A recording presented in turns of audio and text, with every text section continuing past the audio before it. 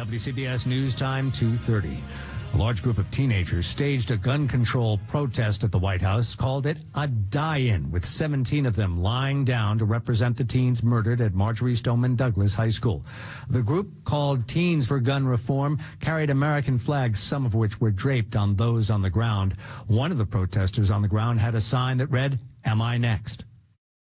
This is happening now outside the White House in Washington, D.C. These are live pictures of students protesting gun violence. John, what you're seeing is a group of high school students from the Washington, D.C. area who saw what happened in Florida last week and decided to take action. This group basically through social media organizing and telling their friends and neighbors to come here to the White House North Lawn, and they're staging what they're calling a die-in here.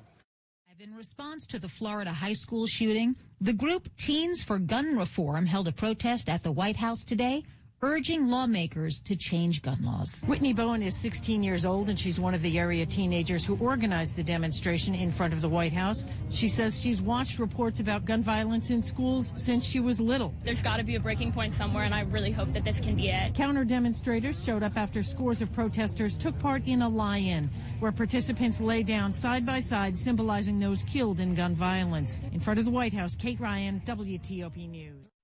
Outside the White House today, a group of students calling themselves Teens for Gun Reform staged a protest.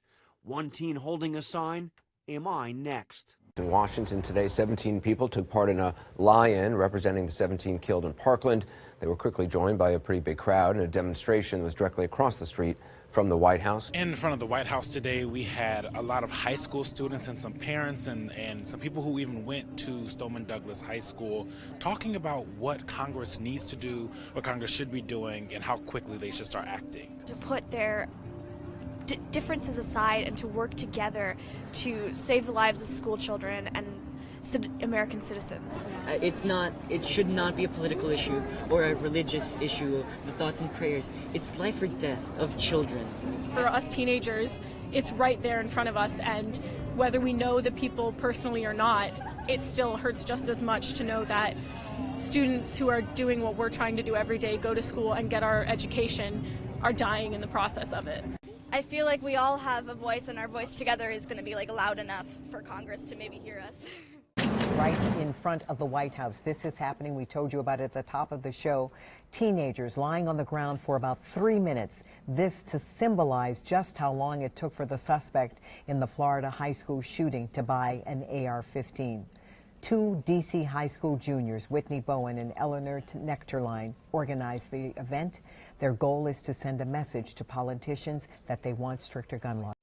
In the wake of the school shooting, my friend Whitney and I decided that we wanted to do something about it.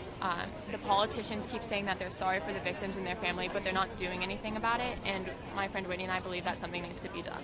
We believe that there needs to be background checks before all gun sales, but this isn't supposed to be the Republicans against the Democrats. It should be everyone coming together and deciding that something needs to be done, because at the end of the day, there are kids in school that are worried about their safety.